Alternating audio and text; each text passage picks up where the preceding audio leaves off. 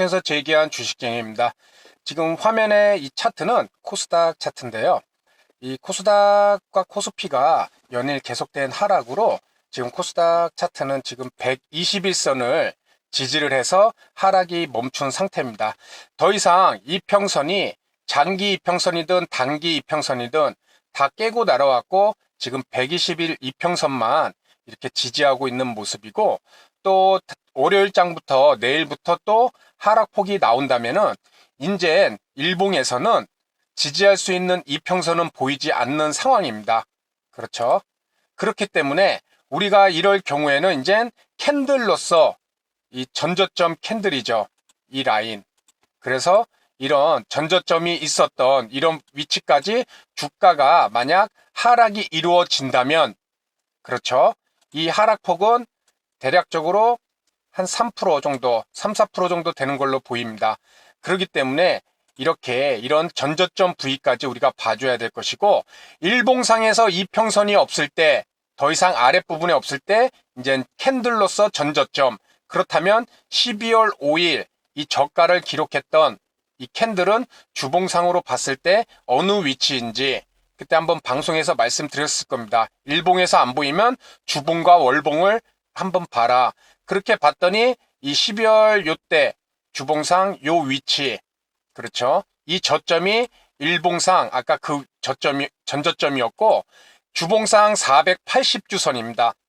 480주선을 지지하고 아랫꼬리를 달고 오른 모습을 보였는데, 일봉상 이평선이 없기에 주봉상으로 보고 그 주봉상 480주선을 이 전저점과 동일하게 지지를 하는지 그것을 한번 살펴볼 필요가 있을 것입니다. 우리가 주식 투자를 하면 뭐 항상 상승도 할 수 없고 또 하락만 할 수도 없을 것입니다. 현재와 같이 악재가 나왔을 때는 분명히 또 주식 시장이 안 좋은 모습, 투심이 악화되고 실제 또 우리 상황, 경제 상황도 안 좋아지는 그런 모습이 있기 때문에 주식 시장이 약세를 보이리라 생각됩니다. 우리가 지금 이 코스닥 차트의 주봉을 보면은 이런 하락폭도 우리가 어떻게든 견뎌냈고 지금까지 매매를 하고 있는 상황입니다. 주식 시장이라는 게 이런 하락 시장을 잘 견뎌내면 또 상승장도 나오고, 그런 것을 우리가 얼마만큼 슬기롭게 잘 대처를 해야 되는지, 그것이 항상 우리가 주식 투자를 오래 함에 있어서 내가 시장에 계속 살아남느냐 아니면 퇴출되느냐, 그것이 매우 중요하다고 보입니다. 그래서 오늘은 우리가 주식 투자를 함에 있어서 과연 주식 투자에서 나타나는 이런 리스크는 어떤 종류가 있고, 그리고 그런 리스크를 우리 개인 투자자분들이 할 수 있는, 내가 결정할 수 있는 그 사항들로 어떻게 대응을 해야 되는지 거기에 대해서 말씀을 드리도록 하겠습니다. 먼저 우리가 리스크라 부르는 것들은 단순히 주식 투자에만 있는 것은 아닐 것입니다. 뭐 제조, 서비스업, 뭐 이런 금융 투자, 모든 경제적 이득을 추구하는 곳에는 리스크라는 것이 항상 있을 것입니다. 뭐 제조업이나 서비스업도 자사 제품을 뭐 원재료부터 어떻게 쉽게 구입하고 또 자신들이 만든 제품을 어떻게 판매가 잘 되는지, 또 소비자들의 니즈는 어떻게 바뀌는지, 또 재고 관리는 어떻게 해야 되는지, 또 새로운 신사업을 한다면 투자 시설 자금이 그 투자한 시설 자금을 뽑아낼 수 있는지, 그렇지 못한다면 그 모든 활동들이 다 리스크로서 다가올 것입니다. 여기서 말하는, 오늘은 우리는 주식 투자를 하기 때문에 주식 투자에서 말하는 리스크라는 것을 먼저 간단히 보도록 하겠습니다. 주식 투자에서 리스크란 쉽게 말씀드려서 주가의 변화, 즉 변동성. 그래서 이 변동성을 우리는 리스크라 볼 수 있을 것입니다. 이런 변동성, 리스크가 없다면 또한 수익도 없고 손실도 없을 것입니다. A라는 기업이 항상 10,000원이면은 변동폭이 있어야 12,000원, 13,000원도 갔을 때 우리가 수익을 추구하고, 또 10,000원에서 9,000원, 8,000원까지도 하락하는 이런 변동폭이 있어야 우리는 수익도 얻고 또 손실도 발생할 것입니다. 그렇기 때문에 주식 투자에서 리스크라는 것은 이 변동성을 의미하고, 이런 변동성은 곧 수익과 손실로 연결이 된다. 그런데 이 변동성이라는 것이 항상 하락할 때만 변동성이 위험하냐? 그것은 아니겠죠. 이 상방 리스크라는 것도 분명히 중요합니다. 분명히 존재하겠죠. 그것은 주식이 하락에 베팅하는 세력들, 그렇죠. 공매도자들 또는 대주매도자들, 아니면 파생상품과 관련된 선물 매도자, 콜 매도자, 품 매수자, 그리고 ETF 중 인버스 매수자들, 이런 매수자들은 주가가 하락해야 더 큰 수익을 얻는 구조입니다. 그렇기 때문에 상방으로 갔을 때 이 사람들, 하락에 베팅한 자들에게는 상방 리스크라는 것이 분명히 존재합니다. 주가가 오를수록 이 상방 리스크가 작용이 돼서 이런 하락 베팅자들에게는 손실을 안겨준다는 것이죠. 그리고 우리 같은 개인 투자자분들이 가장 많이 위험한 것은 바로 이 일반적인 하방 리스크겠죠. 그렇죠? 이 부분, 주식 일반 매수자들, 주식이 주가가 하락하면 위험하다는 것, 선물 매수자, 콜 매수, 품 매도, 일반 ETF, 당연히 주가가 떨어지면 다 손실 보는 상품들입니다. 그렇기 때문에 우리가 말하는 주식 투자의 리스크에 대해서 이렇게 간단히 알아봤고, 그 중에 우리 개인 투자자분들은 이 하방 리스크를 가장 조심해야 될 것입니다. 우리는 주식을 매수해서 주식이 상승해야 주로 수익을 얻는 매매를 하고 있기 때문입니다. 그렇다면은 주식 투자에서 이 리스크라는 것이 어떤 종류가 있는지 그것을 간단히 먼저 또 보도록 하겠습니다.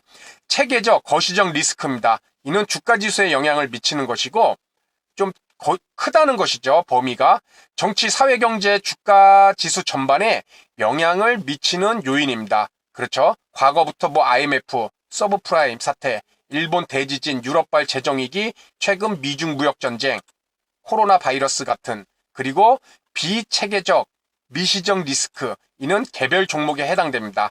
개별 기업의 부정적 요인 또는 악재에 의해 발생하는 위험을 얘기하는 것입니다. 그래서 돌발적인 유상증자, 아니면 실적 악화, 아니면 대주주 리스크인 횡령, 아니면 일시적 자금난. 그래서 기본적으로 체계적 리스크와 비체계적 리스크가 있는데, 이 체계적 리스크, 주가지수와 관련된 내용은 제가 지난주에 여러 번 말씀을 드렸을 것입니다. 그래서 비체계적 리스크, 개별 종목에 대한 리스크도 있을 것이고, 세 번째는 변동폭 리스크입니다. 중소형주의 큰 폭의 상승과 하락률, 그렇죠. 일봉상으로 최고가로 마감하였어도 장중 큰 변동폭은 분명히 발생이 되고, 이로 인해서 하루로 봤을 때 한번 간단하게 그림을 그려보도록 하겠습니다. 이렇게 장대에 10%짜리 장대 양봉이 A라는 종목에서 만들어졌습니다. 그런데 일봉상으로 봤을 때는 시가에서 고가까지 10%라는 큰 폭의 상승이 있지만은, 이것을 우리가 분봉으로 봤을 때 과연 이렇게 시작가부터 고가까지 일직선으로 계속 오르느냐? 아닐 것이죠. 분봉으로 보면 오르고 하락하고 또 오르고 하락하고, 그렇죠. 다시 올랐다가 고점에서 소화하는 횡보 과정도 길게 거치고, 재차 올랐다가 또 내리고, 다시 고가까지 갔다가 횡보하면서 일순간 하락하고, 그리고 종가까지 가고 결국 마감하는, 이런 일봉상으로 봤을 때는 10%라는 좋은 장대 양봉, 이 종목 어느 부위에서 일봉으로 봤을 땐 여기서 사도 수익, 여기서 사도 수익, 여기서 사도 수익, 여기서 사도 수익, 최소 손실은 안 보고 이 종목을 끝까지 보유했다면 본전치기는 할 것입니다. 왜냐하면 최저가가 시가고 최고가가 종가기 때문이겠죠. 그래서 어느 부위에 샀어도 이 종목을 종가까지 보유했다면 손실남 사람은 아무도 없을 것입니다. 하지만 중소형주 같은 경우 변동성이 크죠. 이것도 하나의 리스크입니다. 그렇기 때문에 여기서 내가 종목을 매수를 하고, 그리고 종목 상승 좋습니다. 혼자 좋아합니다. 근데 하락이 나옵니다. 그렇죠? 그러면은 하다가 자신의 매수가까지 또 오면은 손절을 팔아버릴 수도 있을 것이고, 다시 오릅니다. 이게 과연 끝까지 오를까 불안하죠. 그래갖고 전 고점을 뚫는 이런 위치에서 확인하고 들어갑니다. 그랬더니 이내 얼마 안 올라가고 다시 또 자신의 매수가보다 낮은 이 위치까지 내려옵니다. 이 종목 틀렸구나. 또 매도할 수도 있습니다. 그렇죠. 그리고 또 다시 정고점을 뚫는 이런 위치. 이런 식으로 계속 매수를 해보지만 장중엔 이런 파동을 그리기 때문에 잘못 매수했다가는 손실도 분명히 볼 수 있다는 것입니다. 그것은 방금 말씀드린 이런 변동폭 리스크. 그렇죠. 하루로 봤을 땐 최고가로 마감하였지만 장중 분봉으로 움직임을 보고 매수를 할 때는 이런 상승과 하락, 소화 과정, 이런 파동들이 계속해서 나오고, 그리고 분명히 손실난 사람들도 여러 나올 수밖에 없다는 것입니다. 그래서 이것 또한 우리의 리스크, 주식 투자로 함에 있어서 변동폭 리스크로 우리가 말할 수 있을 것입니다. 아울러 유동성 리스크, 특정 종목, 거래량이 없는 종목은 내가 그 종목을 조금씩 매수를 잘 하였더라도 손실이 나서 매도를 하고 싶어도 호가창에 물량이 없다는 것이죠. 거래량이 없다는 것이죠. 이런 리스크, 또 산업, 업종에 대한 리스크. 앞으로 신산업은 발전을 할 것이고 구산업에 관련돼서 쇠퇴하는 산업에 내가 그런 종목을 매수하였다면 그런 것 또한 리스크로 작용을 할 수 있다는 것입니다. 그래서 지금 주식 투자에 대한 리스크도 이 4가지 방법, 총 종류는 5가지에 대해서 간단하게 말씀을 드렸습니다. 그렇다면 우리가 주식 투자를 하는 데 있어서 리스크라는 것은 무엇이고, 그리고 리스크라는 종류에 대해서도 알아봤는데, 과연 우리가 앞으로 주식 투자를 함에 있어서 이런 리스크를 대비하는 것은 무엇이 있을까요? 우리 선생님들도 간단히 지금 생각을 해보시면 벌써 기본적인 내용들이 떠오르실 것입니다. 그 중요한 것은 기본적인 내용이냐 고급진 내용이냐를 떠나서 중요한 것은 무엇일까요? 우리가 실제 할 수 있는 것들 가운데서 우리는 변화를 줄 수밖에 없다는 것입니다. 그렇죠? 주식 투자를 함에 있어서 개인들이 할 수 있는 영역은 이 3가지밖에 없을 것입니다. 일전에도 한번 말씀드렸죠. 내가 주식 투자를 어느 시기에 살 것이냐. 그렇죠? 상승장에 살 것이냐, 하락장에 살 것이냐, 내일 살 것이냐, 3일 뒤에 살 것이냐. 이 시기를 우리 개인 투자자들은 정할 수 있을 것입니다. 2번째, 얼마나 살 수 있을 것이냐. 내 자금 중에 10%를 살 것이냐, 50%를 살 것이냐, 100% 몰빵을 할 것이냐, 신용미수를 쓸 것이냐. 이것 또한 내가 할 수 있다는 것입니다. 그리고 매수뿐만 아니라 얼마만큼 또 매도를 할 것이냐. 그리고 3번째는 어떤 종목을 살 것이냐. 그렇죠. 이 3가지가 우리가 주식 투자를 할 때 할 수 있는 3가지가 다일 것입니다. 우리는 그 종목을 올릴 수도 없다고 말씀드렸습니다. 자금이 없기 때문에. 그리고 그 종목을 내릴 수도 없습니다. 자금이 없기 때문에.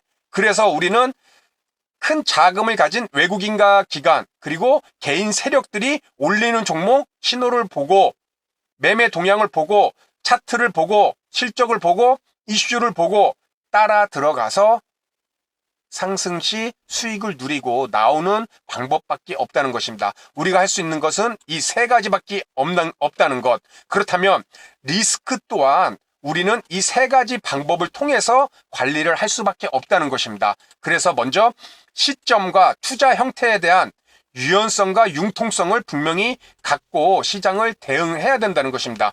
그래서 강세장에서는 스윙 투자를 해볼 수 있는 것이고, 그때는 투자금을 좀 크게 늘릴 수 있다는 것입니다. 그래서 추세를 타고 수익률을 증가를 길게 갖고 가는, 아마 제가 매매할 때 예전에 그 추세가 상승 중일 때 우리 선생님들에게 수익 매매 2박 3일, 3박 4일 이렇게 보유한 종목들 한번 말씀드렸을 것입니다. 그리고 약세장일 때, 최근과 같은 약세장일 때는 뭐 가장 좋은 것은 현금 보유겠지만, 그렇지 않고 꼭 좋은 종목이 있어서 매매를 하겠다. 그럴 때는 단타로서 투자금을 최소화해서 그런 종목, 그래서 손실률을 관리를 초점을 맞춘다는 것, 수익보단 손실 관리에 초점을 맞춰야 된다는 것입니다.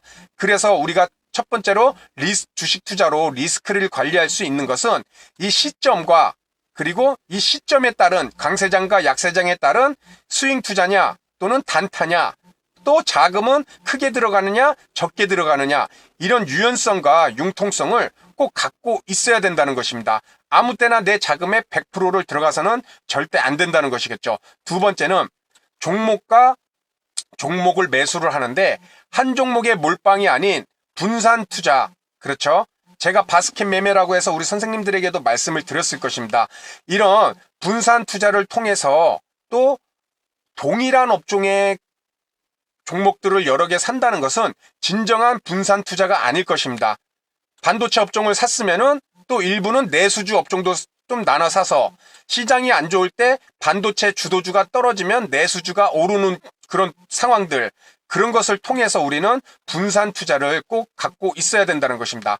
아울러 매수와 매도 또한 한 번에 매수하고 한 번에 매도하는 것이 아니라 분할 매수 그리고 분할 매도, 이런 과정이 우리가 주식 투자를 통한 리스크를 최소화하는 방법이라고 우리는 말할 수 있을 것입니다. 내용을 보시면은 우리 선생님들이 모르는 내용은 아마 없을 것입니다. 왜냐하면 이 내용들을 왜 모두가 다 알 수밖에 없느냐? 우리가 할 수 있는, 주식 투자를 통해서 할 수 있는 내용들이기 때문에 이 내용들에 대해서 생각을 안 하셨더라도 분명히 할 수 있는 것은 우리가 정해져 있기 때문입니다. 그렇기 때문에 오늘 말씀드린 내용은 우리가 주식 투자를 함에 있어서 리스크라는 것은 무엇이고, 주식 투자에 관련된 리스크, 그리고 주식 투자 리스크에 대한 종류들, 그렇죠? 그리고 그러한 종류들을 최소화할 수 있는, 우리가 할 수 있는 내용 범위 내에서 어떠한 것들을 할 수가 있는지, 거기에 대해서 기본적인 내용이지만 앞으로 이 내용을 잘 아시고 실천과 함께 주식 투자에 임했을 때, 그럴 때 비로소 주식 시장에서 우리가 장기간 생존을 할 수가 있고 또 다시 상승장으로 왔을 시 기회를 분명히 잡을 수 있다고 생각이 듭니다.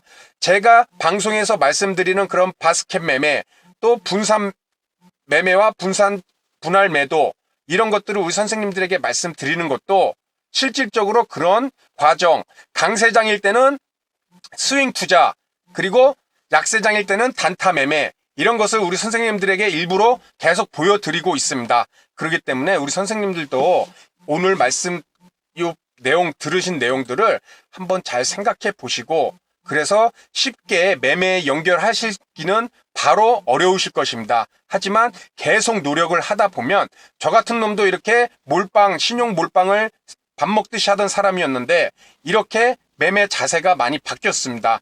우리 선생님들도 꼭 큰 고통을 겪지 않더라도 이 기본적인 내용들 꼭 지킬 수 있는 그런 매매 스타일을 꼭 갖춰가시기 바랍니다. 그럼 오늘 방송에서 말씀드린 내용은 여기서 마치도록 하고요. 다음 시간에도 좋은 내용으로 인사를 드리도록 하겠습니다. 감사합니다.